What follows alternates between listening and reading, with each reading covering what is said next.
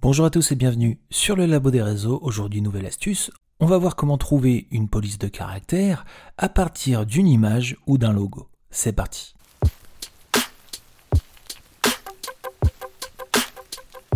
Nous avons récupéré le logo de Squid Game et on aimerait bien récupérer la police de caractère de celui-ci. Pour cela, je vais vous présenter deux sites qui pourront vous être très utiles. Le premier s'appelle What Font Is. Il va vous permettre directement de trouver la police de votre logo ou image en la sélectionnant et en la glissant dans l'endroit ci-dessous. Ensuite, vous allez suivre les étapes. Donc dans un premier temps, il vous demande de sélectionner les parties que vous voulez qu'il prenne en référence. Vous allez sur l'étape suivante. Pour optimiser, il est recommandé de prendre l'image en désaturé. C'est ce que nous allons faire. Ensuite, nous allons indiquer quelles lettres sont censées représenter les caractères. Donc ici, on est bien sur le SQUID. À savoir, si vous avez deux caractères qui sont séparés et qui n'en forment en fait qu'un seul, vous pouvez à tout moment les fusionner pour pouvoir redéfinir que ce soit les bons caractères. Par exemple, c'est si vous avez le point du I qui est séparé du I généralement.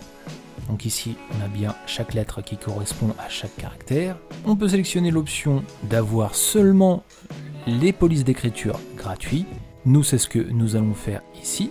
Et vous voyez, nous avons l'ensemble des polices de caractères qui sont les plus ressemblantes à notre image de base. Nous pourrons les télécharger gratuitement. À nous de sélectionner celle qui se rapproche le plus, comme par exemple celle-ci.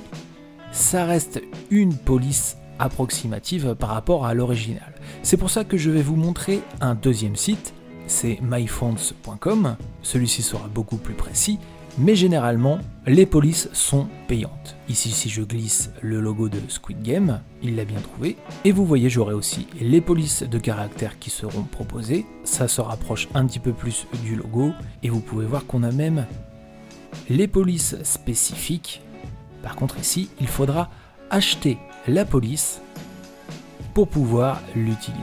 Donc je vous conseille plutôt d'utiliser le premier site et de vraiment chercher la police qui se rapproche le plus de votre logo de base, la télécharger et ensuite l'utiliser dans votre création. Voilà, c'est la fin de ce tuto, j'espère qu'il vous aura été utile. N'hésitez pas à liker, à vous abonner à la chaîne. Nous publions l'ensemble des astuces et tutos pour maîtriser vos réseaux sociaux.